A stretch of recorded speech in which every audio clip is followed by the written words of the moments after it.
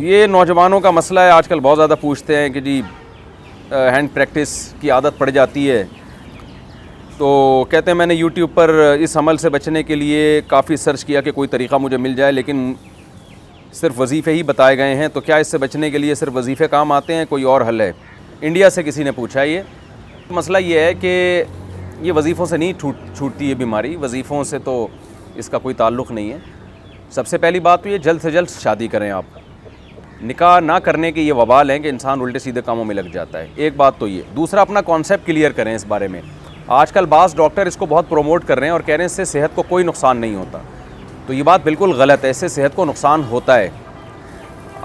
اس بارے میں ایک اور ڈاکٹروں کی رائے بھی یہی ہے، یہ نہیں جو میں بات کر رہا ہوں، اس کو بھی ڈاکٹر اس کی تائید کرتے ہیں، بعض ڈاکٹر کہتے ہیں اس سے نقصان ہوتا ہے۔ اور سب سے بڑی بات یہ کہ ڈاکٹروں کی تحقیق بدلتی رہتی ہے، ایک چیز جو نیچر کے خلاف ہے، ایک چیز جس سے اسلام نے روکا ہے، وہ صحت کے لیے مفید نہیں ہو سکتی۔ ایک پروسیس رکھا ہے نا، ایک نیچرل پروسیس رکھا ہے، آپ اس سے ہٹ کے کسی اور طرح سے اپنے آپ کو ڈسچارج کرنا شروع کر دیں تو یہ کیسے پاسبل ہے کہ نقصان نہیں ہوگا؟ ڈاکٹر کہہ رہے ہیں نقصان نہیں ہے، کل یہی ڈاکٹر کہیں گے تباہی بربادی ہو رہی ہے۔ تو پہلی بات تو اپنا ایک کانسیپٹ کلیئر کریں کہ اس سے صحت کو نقصان ہوتا ہے، کیونکہ اگر آپ نے یہ مان لیا نا کہ نقصان نہیں ہوتا تو پھر موٹیویشن اور زیادہ کمزور ہو جاتی ہے۔ اس سے انسان کہتا ہے کہ کوئی نقصان تو ہے نہیں تو کرتے رہو، تو آخرت کا تو نقصان ہے، دنیا کا بھی اس میں نقصان ہے آپ کا، اور وہ نقصان مینٹلی بھی نقصان ہوتا ہے اور باڈی کو بھی نقصان ہوتا ہے۔ اس پہ میں دلائل سے کلپ ریکارڈ کروا چکا ہوں، ابھی میں اس کی ڈیٹیل میں نہیں جاؤں گا، آپ میرا وہ کلپ سن سکتے ہیں، یوٹیوب چینل پہ موجود ہے وہ، کہ اس سے باڈی کو، صحت کو کیا کیا نقصانات ہوتے ہیں۔ اور یہ جو ڈاکٹر لوگ کہہ رہے ہیں نا کوئی نقصان نہیں، بالکل غلط کہہ رہے ہیں، کل کہہ دیں گے کہ نقصان ہے، تو سائنس کی تحقیقات بدلتی رہتی ہیں اور بہت سے ڈاکٹر کہہ بھی رہے ہیں کہ نقصان ہے اس سے۔ تو دوسری بات یہ کہ اس کو ایک تو عزم کرنا ہے کہ آپ نے اس کو چھوڑنا ہے، جب تک آپ پکا عزم نہیں کرتے کوئی کام ہوتا نہیں۔ دوسرا کام آپ نے یہ کرنا ہے کہ جی آپ یہ دیکھیں کہ کن اوقات میں آپ اس عمل میں زیادہ مبتلا ہوتے ہیں۔ عام طور پہ نوجوان جب رات سونے کے لیے لیٹتے ہیں تو نیند نہیں آ رہی ہوتی، تو پھر اس طرف دماغ جانا شروع ہو جاتا ہے، تو آپ نے سونے کے لیے اسی وقت لیٹنا ہے جب گہری نیند آنا شروع ہو جائے، اور لیٹتے آپ موبائل دور رکھیں اپنے آپ سے، اور لیٹتے ہی آپ کی آنکھ لگ جائے، ایسا ٹائم ہونا چاہیے۔ کتاب بھی رکھیں اپنے سامنے، اپنے سرہانے پر، کتاب کا مطالعہ کرتے کرتے سو جائیں۔ اسٹڈی کرتے ہوئے بہت اچھی نیند آ جاتی ہے انسان کو، ایسے تکیہ لگایا، اسٹڈی کرنا شروع کیا اور سو گئے۔ یہ کام بھی کریں آپ۔ دوسرا کام کیا کرنا ہے آپ نے؟ ایکسرسائز کی عادت ڈالیں۔ آدمی جب مینٹلی ہیلدی ہوتا ہے نا تو یہ الٹے سیدھے کاموں میں نہیں لگتا وہ، اور اپنے آپ کو جب اچھے کاموں میں تھکاتا ہے تو برے کاموں سے اپنے آپ کو بچاتا ہے۔ صبح اٹھ کے زبردست قسم کی جاگنگ کریں، اور شام کے ٹائم پہ آپ جم جائیں، خوب اپنے آپ کو تھکائیں، اس کے بعد اچھی خوراکیں کھائیں، آپ کو اچھی نیند آئے گی۔ پھر جب آپ کی باڈی بننا شروع ہوگی، آپ شیشے میں اپنے آپ کو دیکھیں گے کیسا ہینڈسم اسمارٹ نظر آ رہا ہوں میں، تو ہر وہ کام سے آپ کو بچنے کا جذبہ پیدا ہوگا جو آپ کی باڈی کے لیے، آپ کی مینٹلی صحت کے لیے نقصان دہ ہوگی۔ یہ بھی کرنا چاہیے۔ ایک بات یہ بھی سوچنا چاہیے کہ جو لوگ اس عمل میں مبتلا ہوتے ہیں، نکاح کے بعد ان کو زوجہ سے ہم بستری میں جو لذت آنی چاہیے، جس پیک کی لذت آنی چاہیے، اس سے وہ محروم ہو جاتے ہیں۔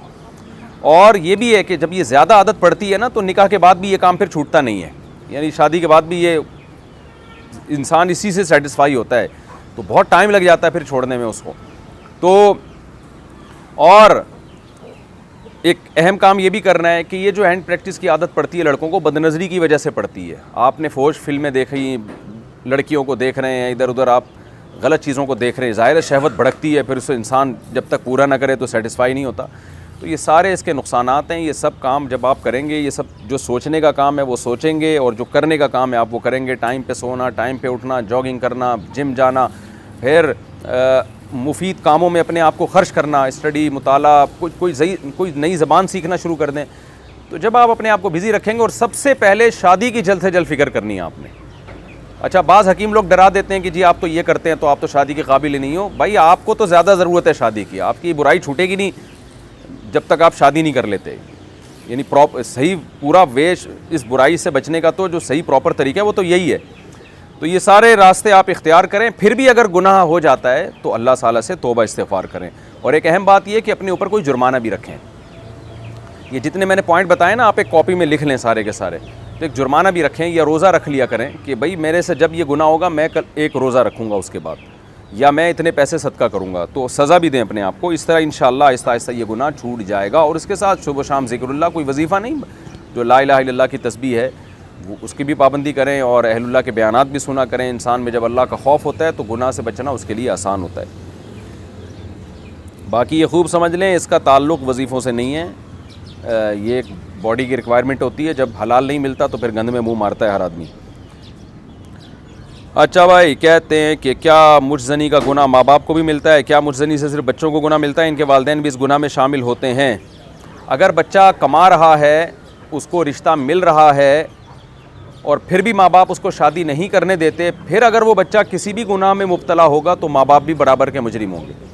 لیکن اگر بچے میں استطاعت ہی نہیں ہے نکاح کرنے کی، تو پھر اگر ماں باپ نکاح نہیں کرتے اس کا، تو ماں باپ پہ اپنے خرچے پہ بیٹے کا نکاح کرنا لازم نہیں ہے. ہاں بیٹی کا تو لازم ہے، بیٹے کا لازم نہیں ہے. تو پھر ایسی صورت میں ماں باپ گناہ گار نہیں ہوں گے، کیونکہ وہ تو آپ میں ہی ایبلٹی نہیں ہے نکاح کرنے کی، تو ماں باپ کا کیا قصور ہے اس میں. تو لیکن اگر آپ میں قابلیت ہے اور آپ کو رشتہ مل رہا ہے، اس کے باوجود بھی ماں باپ رکاوٹ بن رہے ہیں کہ نہیں جی جب تک اتنی سیلری نہیں ہو جاتی، اتنا نہیں کما لیتے، ہم نہیں کریں گے، پھر ماں باپ بھی مجرم ہوں گے. پھر اولاد سے اگر کوئی گناہ ہوتا ہے تو یہ بات لکھی ہوئی ہے اور شریعت کے اصول کے مطابق بھی ہے کہ پھر جو ہے اگر اولاد کوئی گناہ کرتی ہے تو اولاد بھی گناہ گار ہوگی اور اس میں ماں باپ بھی ان کے ساتھ شریک ہوں گے.